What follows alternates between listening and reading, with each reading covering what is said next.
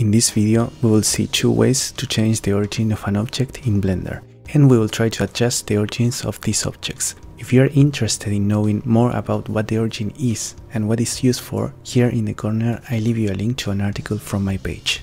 Blender represents the origin of the objects using a yellow dot. Here we can see it. If for some reason you cannot see the origin in the scene, make sure this option is enabled. And if it's still not, check within the options here that the origin box is also checked. To be able to modify the origin of an object, we have to be in the object mode. Remember the tab key shortcut. The first way we are gonna see is simply right click, set origin, and set the origin to the geometry. With this option, Blender is gonna analyze the 3D model and determine what would be the geometric center, taking into account all the faces and so.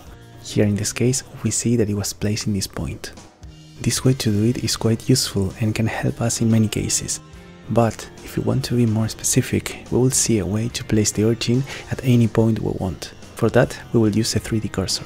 This gizmo here. The 3D cursor indicates a point of interest in space and we can modify it. Here, for example, with Shift plus right click, we can place it where we clicked. But we can also place it on a specific vertex, on the center of an edge, or the center of a face. To do that, we enter in the edit mode.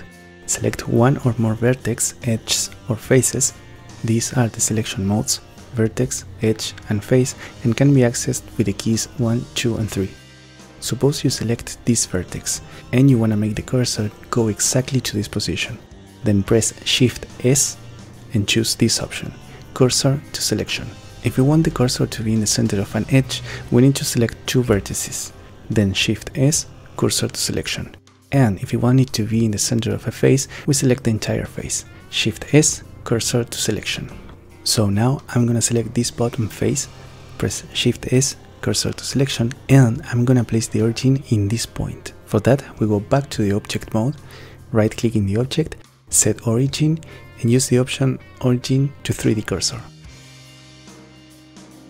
And there we have it.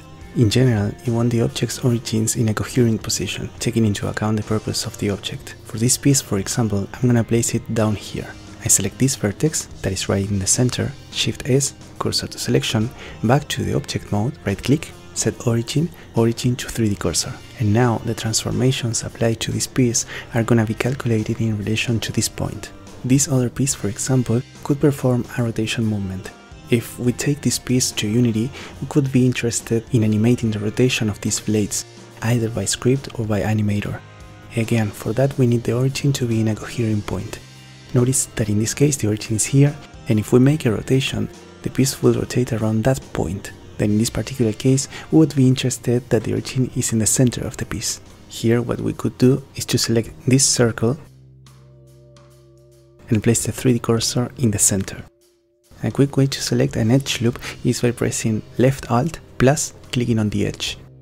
Notice how the whole circle was selected.